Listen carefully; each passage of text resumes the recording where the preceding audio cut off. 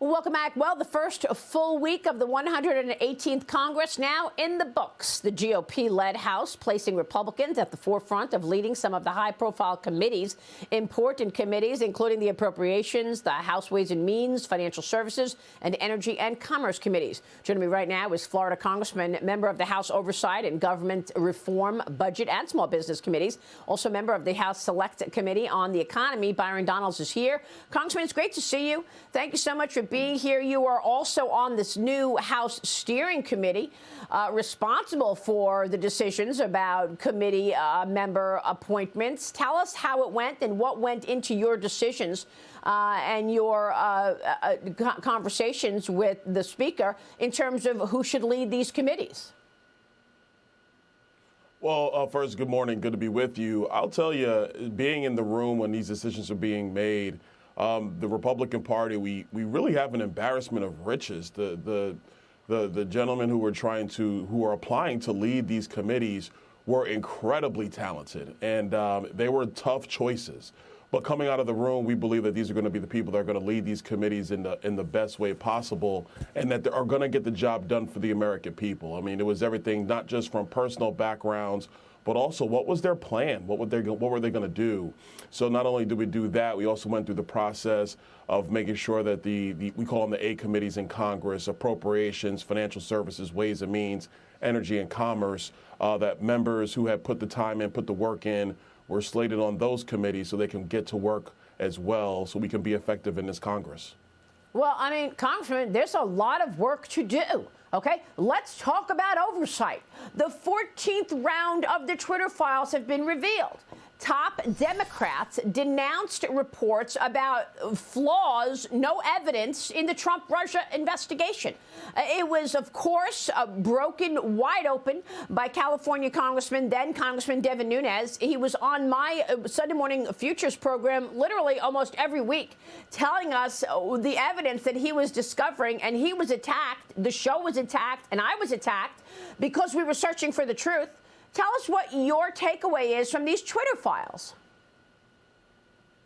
Well, this is stuff where I talked to Devin about it once or twice. He was right then. Obviously, now he is being supported, and he is right now. The thing that's even worse is that you have members of the intelligence community, Adam Schiff, and other top-ranking Democrats who knew this was a lie. Twitter was telling them this was a lie, but they kept going anyway because the politics that they were trying to insinuate demanded that they try to find some way to villainize Donald Trump. And so now it's basically taken Elon Musk to take control of one of these companies to understand the truth, that the Democrats have been working in conjunction with corporate America to suppress information, to put out misinformation, and to try to cast aspersions against Donald Trump and the Republican Party. There's going to be more investigations about this because this is a type of thing you cannot have in the United States of America.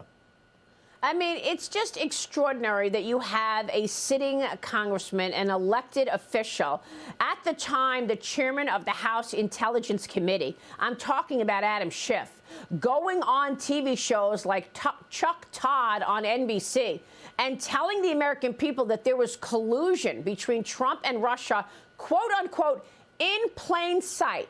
Why does he get a pass to lie?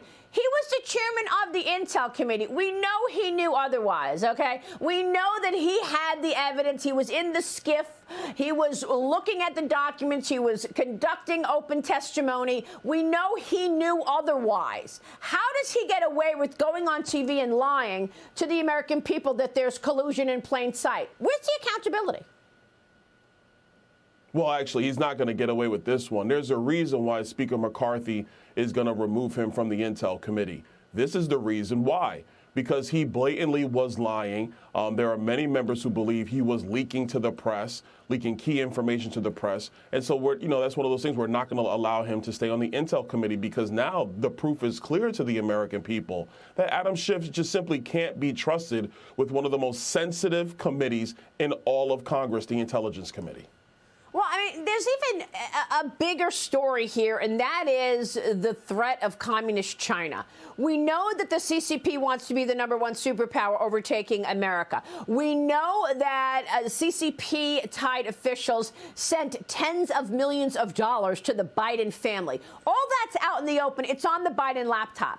Now we've got Attorney General Merrick Garland confirming that there will be a third batch of classified documents investigated because they were found, this time, in Biden's Delaware home, okay? And Joe Biden is admitting that, oh, yeah, they were in my garage, but my garage is locked up because it's near my Corvette. The White House keeps dodging the questions about it as well. Watch this. What is the White House trying to hide? Nothing.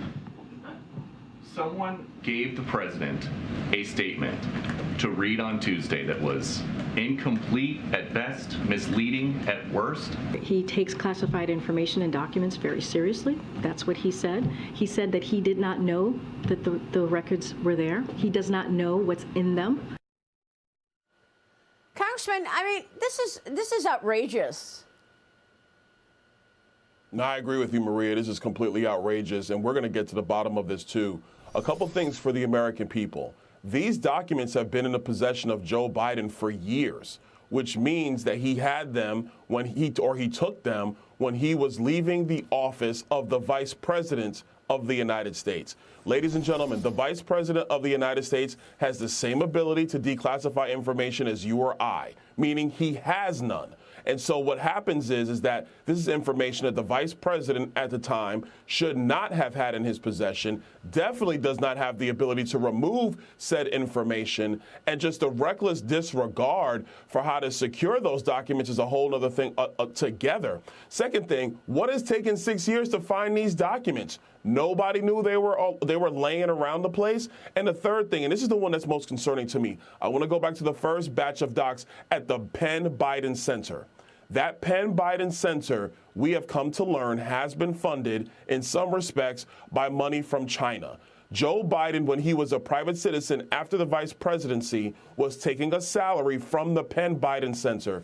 And yes, there was classified material found at the Penn Biden Center. This is a serious issue about national security and whether classified information has fallen into hands of people, obviously, outside of our intelligence community.